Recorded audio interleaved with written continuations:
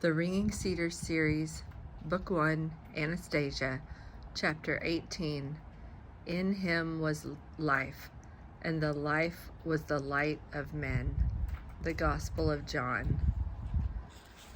Upon my request, Anastasia took me to the ringing cedar which her grandfather and great-grandfather had talked about. It was not very far from the glade. The tree, approximately 40 meters tall, rose slightly higher than its neighbors, but principal distinguishing feature was an aureole radiating from its glistening crown, similar to the halos around the faces of saints depicted on icons. The aureole was not even, it pulsated. At its upper tip, one could see a thin ray of light beaming into the infinity of the heavens. The spectacle was dazzling and absolutely charming.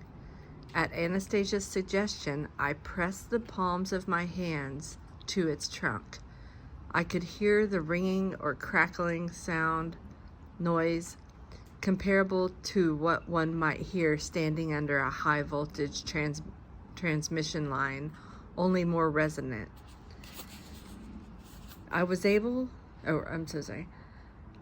It was I who happened to discover a way to send its energy back into space and then have it distributed here on Earth, Anastasia told me. You see how its bark has been torn off in various places? That is where the bear was climbing it. It was quite a challenge to get her to carry me up to the first branches. I clung on to the fur on her neck. She would climb and then let out a roar, and then climb and roar. After reaching the lowest branches, I was able to clamber up from the branch to branch, right up to the top. I sat there for 2 days and thought of everything I could do to save the tree. I stroked the tree and I shouted up to the sky, but nothing helped. Then grandfather and great-grandfather arrived. You can imagine the scene.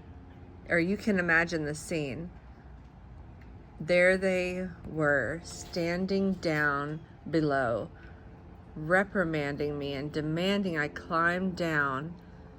I, in turn, demanded that they tell me what could be done with the tree. How to save the ringing cedar since no one was cutting it down. They would not tell me, but I felt they knew the answer.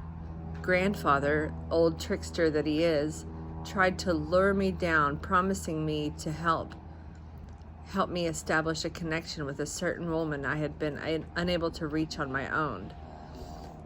This was a woman I very much wanted to help. Earlier, grandfather would only be annoyed by my desire to spend so much time on her instead of doing other things. But I knew that he could not help me, as great-grandfather had twice tried before to do this behind grandfather's back, and he failed too. At that point, grandfather really began putting up a fuss.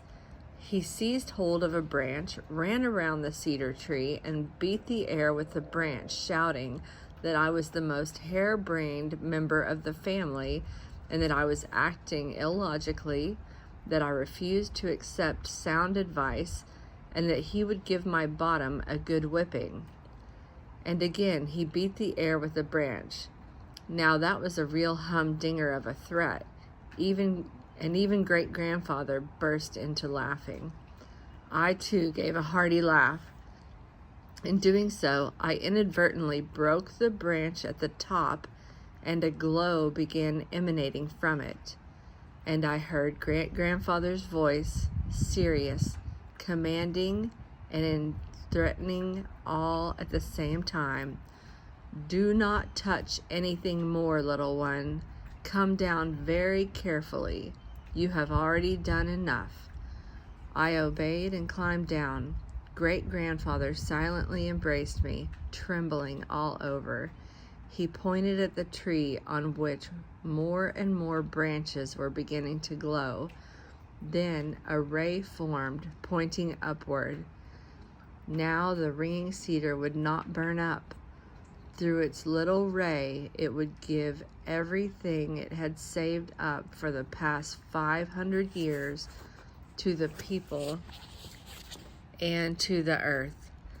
Great-grandfather explained how the ray had formed in the exact spot where I had shouted upward and had inadvertently broken a branch while I was laughing. Great-grandfather said that if I had touched the ray emanating from the broken branch, my brain would have exploded, as there was too much energy and information in this little ray. That is exactly how my papa and mama had perished. Anastasia put her hands on the mighty trunk against the ringing cedar she had saved and pressed her cheek against it. After pausing for a while, she continued her story. They, my papa and mama, once came up on a ringing cedar just like this one, only mama had been doing everything a little bit differently since she did not know.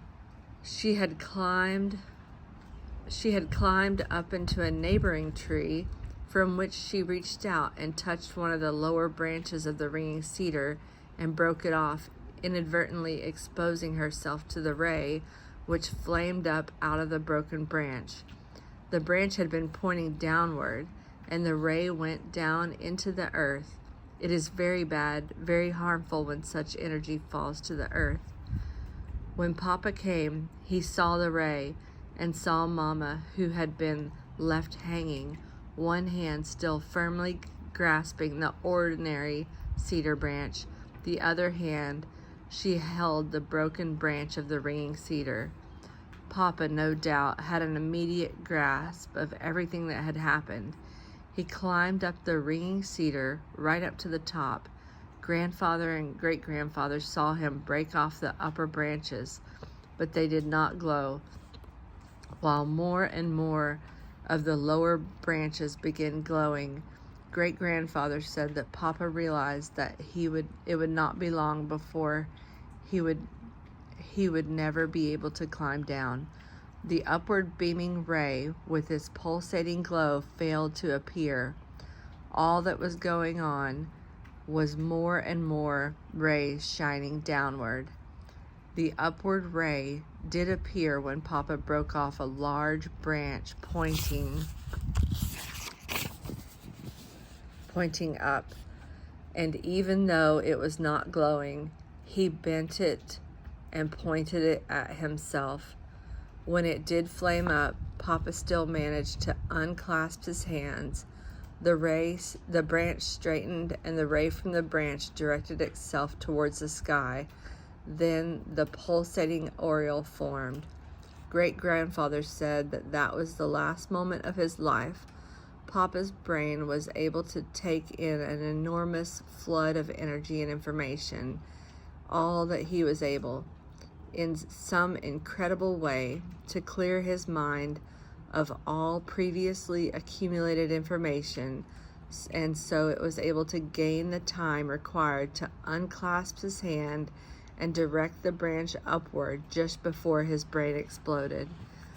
Anastasia once more stroked the cedar trunk with her hands, once more pressed her cheek against it, and stood stock still, smiling, listening to the ringing of the cedar. Anastasia said, "Anastasia, that cedar nut oil, are its healing properties stronger or weaker than the pieces of the ringing cedar?" "The same. Provided the nuts are gathered at the proper time and with the proper attitude towards the cedar, provided the tree bestows them of itself." "What do you know how to do that?" "Yes, I do." "Will you tell me?" "All right, I shall tell you."